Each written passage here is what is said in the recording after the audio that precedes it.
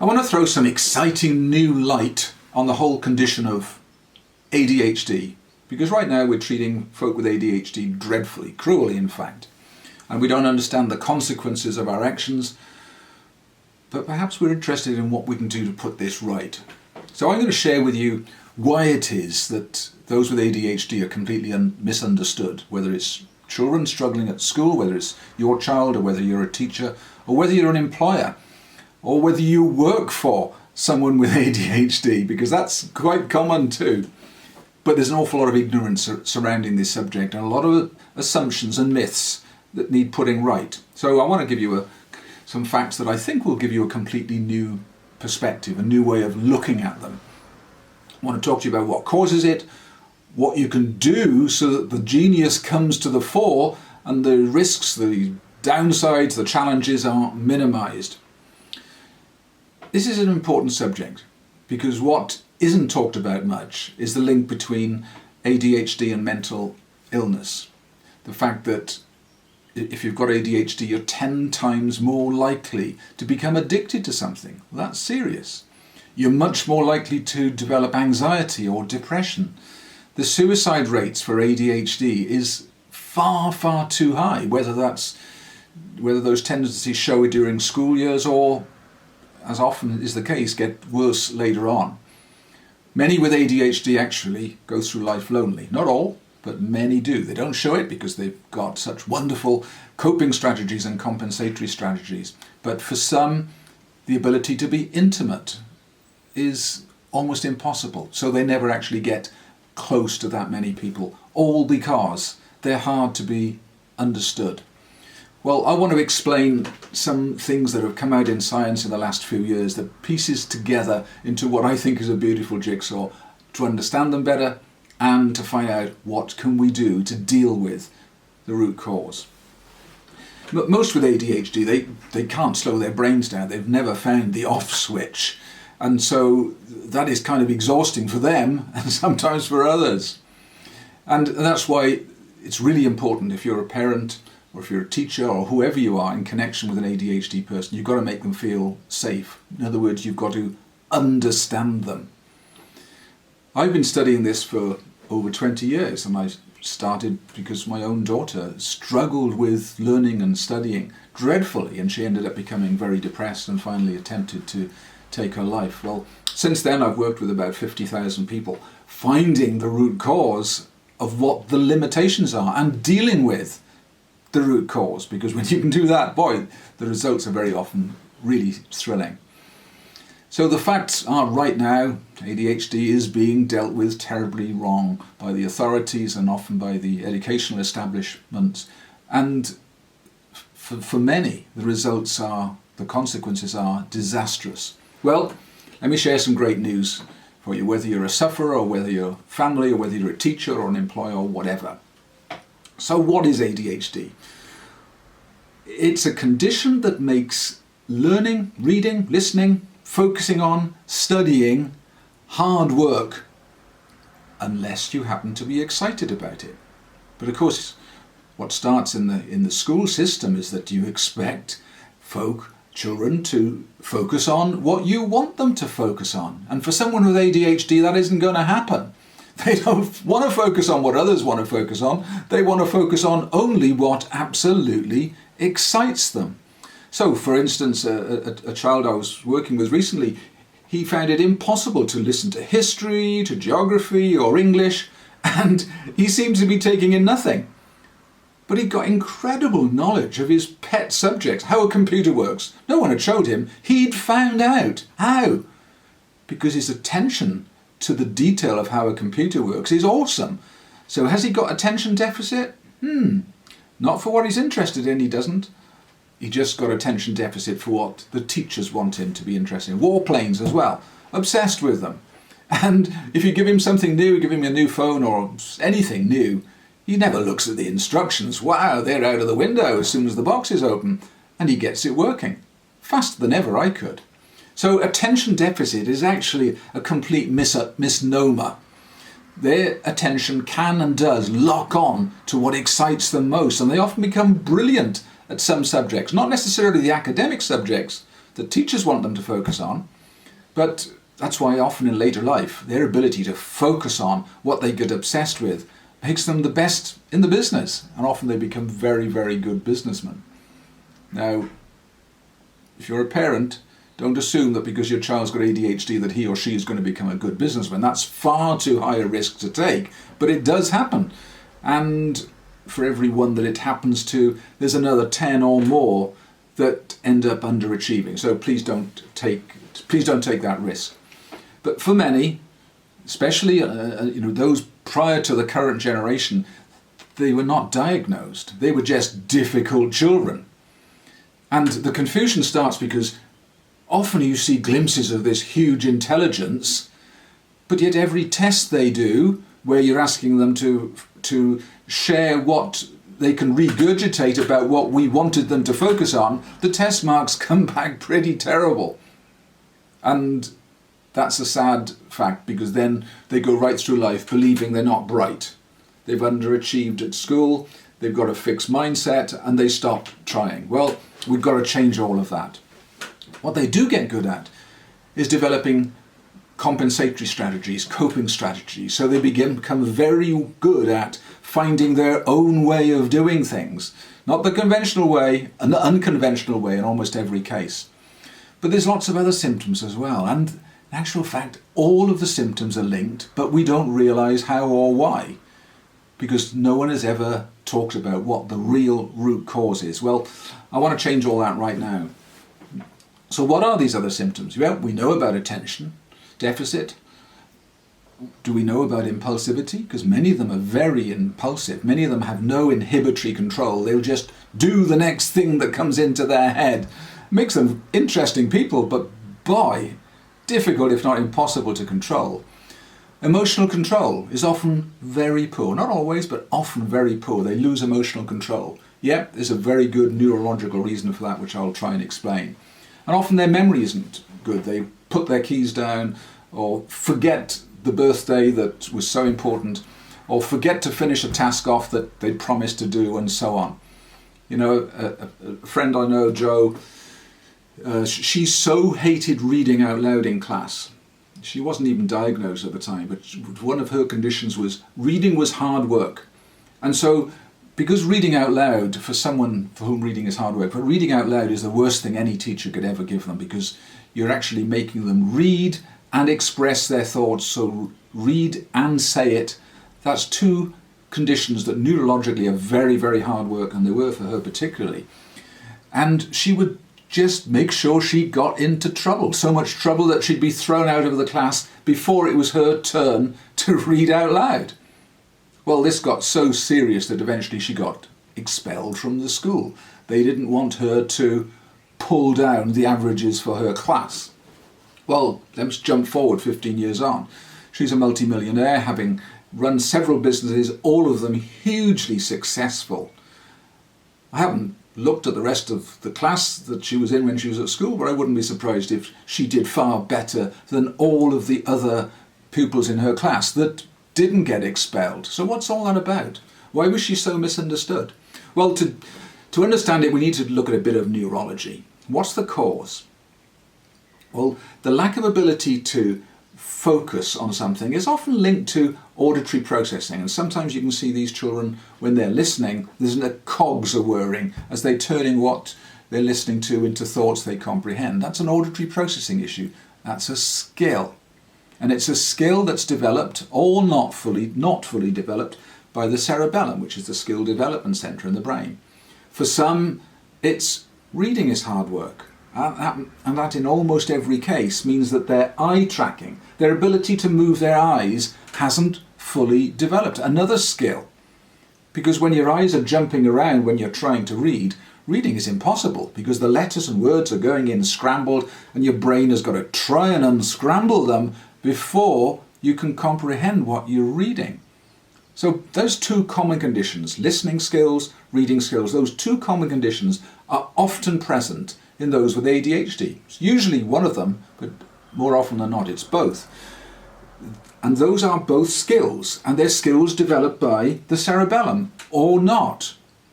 Is that anything to do with their level of intelligence? No. In fact, it's often the opposite. Often they've got a higher level of intelligence, and the irony is that with high levels of intelligence you often get poor auditory processing, poor eye tracking. So the very two things you need to study are hard work for you. So let's separate completely in our mind skills and levels of intelligence. Folk with ADHD usually have got lower levels of skills, so they're not making a choice, they're not being lazy, in fact they were actually working much harder than others. But that lack of development of those skills by the cerebellum, it causes a chain reaction. The poor development of the skills means it's hard work to listen, it's hard work to read, so it's hard work to study and take in things. Why? Because there's lack of automaticity in the process of learning. And what happens is that when what you're trying to do isn't automatic, you have to think about it very, very hard. Where? Here, in the thinking brain. And whatever you have to think about is about 100,000 times slower than what you don't have to think about. So when we're doing most things, it's all processed up here in the cortex. It's automatic, it's effortless, we don't have to think about it, we just do it. But if studying, listening, reading, are two things that aren't automatic, then your thinking brain has to get involved. And this is already a very, very busy place. It's called your working memory area. And when this goes into overload, it's where you organize, it's where you make decisions, it's where you control your attention and your impulsivity. So when this is full of stuff that shouldn't be there, you've got a problem. And often when you run out of this space, you lose emotional control to top it all.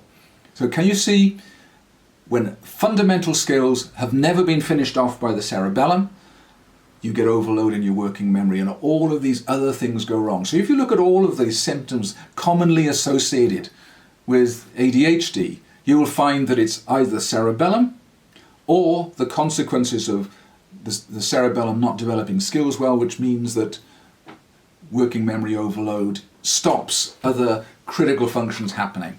So there is a common link between all of them. Impulsivity. It's linked to creativity, isn't it? So, when you're not looking at the obvious, you're actually looking elsewhere, which is what ADHD people do. You end up becoming creative. And the scandal is we don't measure creativity in the school system. We depend largely on regurgitation and measuring that, rather than measuring the ability to find new solutions. Because that's what good businessmen are. They're the ones who'd find good solutions, new innovative solutions to problems. So whenever you're dealing with an ADHD person, whether you're employing them, whether you're working for them, whether you're trying to teach them, or whether you're trying to live with them in your family, please look for and respect that creativity. Nurture it, because it's powerful. It's a skill that's critical, but it's a skill that very few people have. So if you've got someone around you that's highly creative, then treasure that. So typical learners, in other words, if you've not got ADHD, you can read, listen, comprehend automatically. But the ADHD children, they've got to work so hard working out what they're reading, working out what they're hearing, because nothing is automatic. So just remember, they're not lazy. They're actually working much, much harder than others. So they end up liking challenges. They like to resolve things. And this constant, this relentless searching for new, exciting things brings that high level of creativity. It's making connections. Where? In the brain. It's finding opportunities in the brain. So just remember what creativity and intelligence is, real creativity and real intelligence is. It's not classical, because that's just regurgitation. But one of the things that happens is when someone's ADHD, they're so misunderstood in this whole process. They don't understand why what's easy for others is hard for them. They don't understand why you'd want them to focus on something is boring when there's something out of the window that's far more exciting. So they end up feeling unsafe. They feel overwhelmed in your attempt to make them learn to study. And many of them actually develop a wonderful ability to evaluate risks to a totally different scale to others, because they've spent their whole life trying to work out what's happening. They've not felt safe. They've been looking for excuses, looking for alternative ways. They end up being great risk takers because they've spent all their early years evaluating risk and taking calculations about what risk is worth taking. So as they go through life, they become far better than the rest of us at working out what risks are worth taking. So can you see there's lots of upsides? Well, why does this lead to mental issues later on? Well, what should be effortless for them has become hard work. 100,000 times harder, in fact. And that overload happens in their working memory. Their brain is always working incredibly hard, and they have no off switch. They have no peace. Well, after you've done that for a while, it multiplies the level of anxiety. It takes away your mental capacity to rationalize things and put them in perspective. So depression often happens. Mental exhaustion often happens. So later on in life, you can often see incidents or examples of early onset dementia, all because this part of the brain, this mental capacity has been so overloaded the whole of their lives that they end up being mentally worn out. So the upsides are they can become entrepreneurs, they can be creative. The downsides are they may end up with anxiety and depression and mental exhaustion. But there's all sorts of other things that we should remember. Often these folk are natural leaders. Many of them don't want to be a leader, but because they don't cope with mere mortals, because they've got such awesome critical thinking, they end up making the decisions that takes everything forward. So there's a kind of global summary about what ADHD is. But what if you could have the upsides, the creativity, the critical thinking, the make it happen ability, but not the downsides? Wow, well, I actually think that's possible, and I've observed it happening many thousands of times. The diagnosis process is outdated, so unless you have to get a diagnosis, don't get one. But if you've got a diagnosis, make sure it doesn't hamper the discovery of their potential. You know, if they or you have got a hyperactivity issue that absolutely must be controlled, then meds will deal with that. But it doesn't deal with the other symptoms, and it doesn't get rid of the root cause of the hyperactivity, so it's just a coping mechanism. What I want to share with you is how to deal with the root cause. Well, the root cause is in the cerebellum, and it's critical that we understand what can we do, and I've spent 20 years working on that. And you know what, if you combine an exercise that stimulates the vestibular system, that's the balance organ, so some balance activity that stretches the brain at the same time as stretching the cerebellum to take on some new challenge, then we now know that multiplies the stem cells in the cerebellum. How exciting is that? The cerebellum is only small, it's only 10% of the brain in volume, but it's 3/4 of all of our brain cells. Totally misunderstood until recent years, but work from Sheffield University and Harvard Medical School has changed the way we look at the cerebellum. So if you can put together a program that develops the cerebellum, you can deal with the root cause. And I've worked with thousands of children and adults over the last 20 years, and it's really, really exciting. So plasticity can happen the whole of our lives. And how do we get plasticity? By stimulating the balance organ and challenging the cerebellum at the same time. I give the program I've worked on to a businessman. He was in his late 40s at the time. He was actually pretty insecure, confident on the surface, but boy, insecure inside. Why?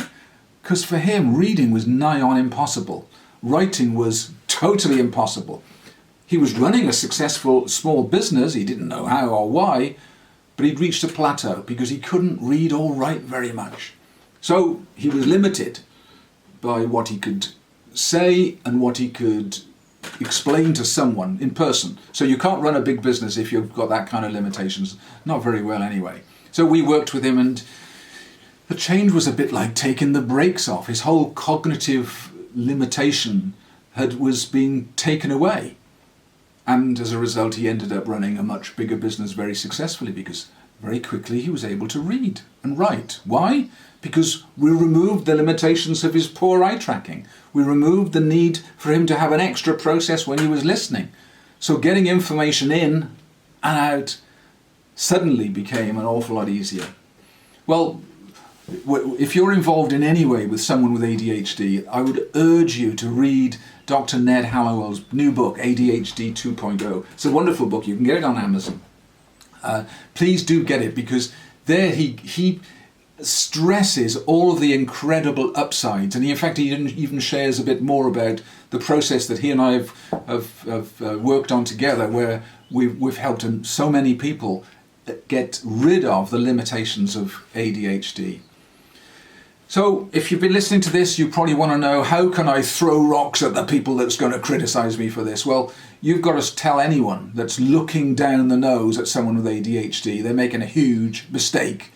They obviously don't understand the root cause of ADHD, and they don't know what you can now do to find that huge potential. So I've put some links for my book, Stop Struggling at School, which some of you will find really interesting. I go into a lot more of the science there. And I've put a symptoms checker that you can work on too, and I'd urge you to do that, because that will give you lots of wonderful explanation. And finally, do check out Dr. Ned Hallowell's latest book, ADHD 2.0. He's a world authority on this subject, and I'm honoured to call him my friend. Read his book, you'll love it. All the best.